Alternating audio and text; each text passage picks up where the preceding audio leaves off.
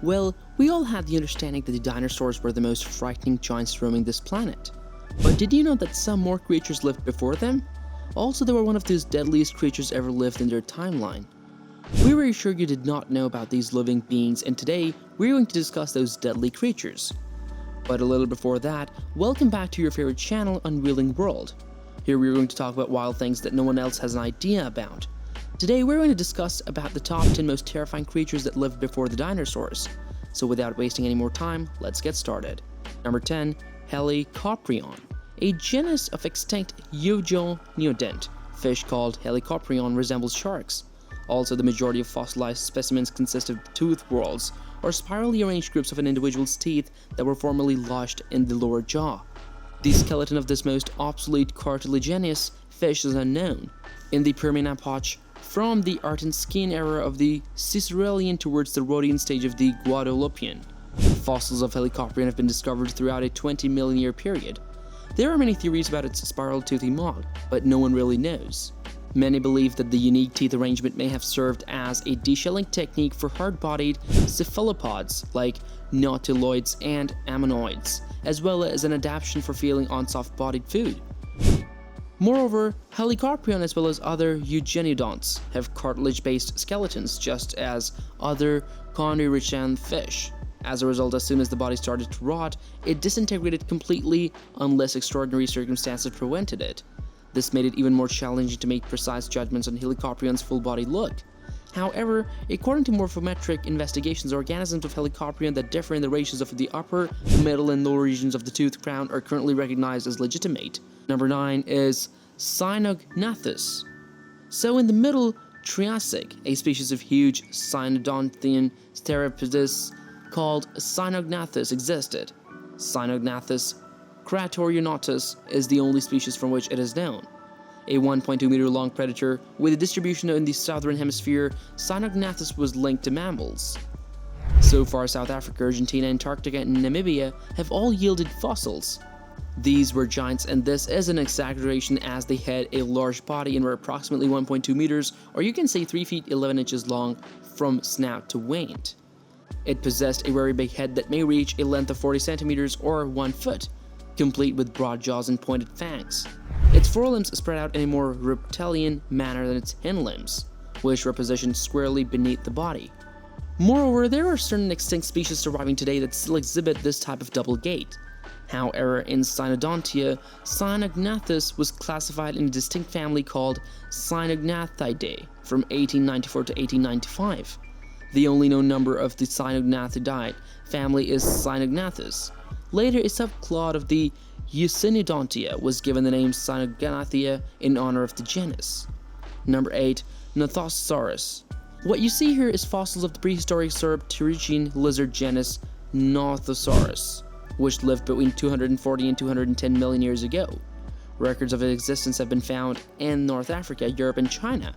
It is the Nathosaurus order's most well-known member. So the semi-oceanic Nathosaurus lived a lifestyle that is actually pretty similar to that of modern-day seals. Its length was approximately 4 meters or about 13 feet and had long grooved toes and perhaps a tailed fin. However, some species like N. giganteus and N. zhangji were larger, reaching heights of up to 5 to 7 meters or about 16 to 23 feet. These lizards used its legs, webbed feet, and tail to move through the water and when swimming. Their wide and flat cranium had long, needle-toothed jaws that were likely used to catch fish and other marine life. In Yunnan, China in June 2014, some mysterious tracks were reported. Partially by process of elimination, they were attributed to a Nathosaurus. The tracks were left by the animals as they dug into the supple seabed and churned up hidden seafloor creatures as they ate. Number 7. Astaminosus. So, Astaminosus was a big early omnivorous theropods genus that is now extinct. It is assumed and understood to have existed around 267 million years ago during the middle of the Middle Permian. Both E. urelensis and E. mirabilis are distinguished by horn-like structures that were likely used for display. Astaminosus, both species are native to the Kiev or Cis-Urals area of Russia. Enostrivia and Zorferosushus, two additional Aminotosushus, are currently regarded as females of the species E. urelensis. Many biologists and specialists in this field have hypothesized that the animal's internal temperature was rather stable.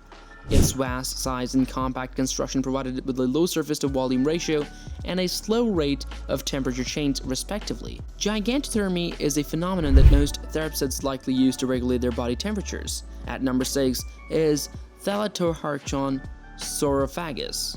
At number 6 is Helicoptrion saurophagus. So an extinct ichthyosaur genus from the late Permian of the continental United States is called Helicoptrion. Greek for lizard-eating ruler of the sea, the type species Helicoptrion saurophagus was found in Nevada, USA in 2010, and it was formally described as in 2013.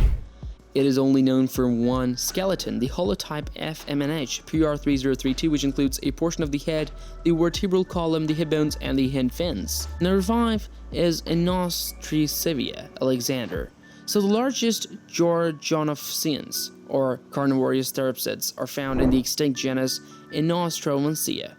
These predators are distinguished by their long saber-toothed canines. The numerous species lived in European Russia between 259 and 252.3 million years ago during the Higher Tatarian, a Russian regional state that is analogous to the Huaqiangian and Zhangxinjian stages of the late Permian period. In the memory of the geologist Alexander Enostrivia, the genus name was assigned posthumously in 1922 by the Russian paleontologist Vladimir P. Amelitsky. The arrangement of the animal's enormous canines, which resemble those of certain later predators and the longest of which measure 15 centimeters in height and may have been used to shear prey's skin, make it easy to identify. It is one of the most specialized predatory tetrapods ever known thanks to this characteristic. Number 4 is Duncleostius. So this large armored fish with jaws belonging to the extinct genus Duncleostius lived mostly during the late Devonian period, roughly 382 to 358 million years ago. They were divided in 10 species, namely D. terrilli, D. beltigis, D. dinosoni, D. mariasi, D. magnificus, D. mystorionis, D. newberii, D. amledodoratus, and D. raveri, some of which are among the largest placoderms to have ever existed.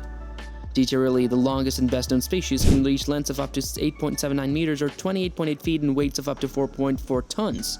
Also, Duncleostius, like other placoderms, had a two-part boning armored exterior which may have given it the ability to swim quickly.